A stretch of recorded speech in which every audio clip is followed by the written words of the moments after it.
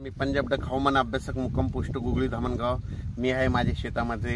तर आज आहे 19 जानेवारी 2023। आजपासून परत एकदा 2-3 दिवसाचा शेतकऱ्यांसाठी अंदाज येत आहे, कारण की राज्यामध्ये थोडं अंशतः ढगाळ वातावरण असल्यामुळे शेतकऱ्याचा कांदा काढणी चालू आहे। तर बऱ्याच जणांना वाटेल की पाऊस येईल, पण तुम्हाला एक सांगू, त्याच्यामुळे एक तातडीचा मेसेज देत आहे। राज्यात बघायचं झालं तर राज्यामध्ये उत्तर महाराष्ट्रामध्ये थंडी राहणार आहे, त्याच्यामुळे काही चिंता करायची गरज नाही। त्याच्यामध्ये पश्चिम महाराष्ट्रात थंडी राहणार आहे, त्याच्यामुळे काही चिंता करायची गरज नाही। कोकणात देखील थंडीच राहणार आहे, म्हणून ही देखील काही चिंता करायची गरज नाही। मराठवाड्यात देखील थंडी दिवसा ढगाळ वातावरण राहणार आहे 25 जानेवारीपर्यंत, आणि दिवसा मात्र ढगाळ रात्रीच्या थंडी राहणार आहे, म्हणून ही अंदाज लक्षात द्यायचा।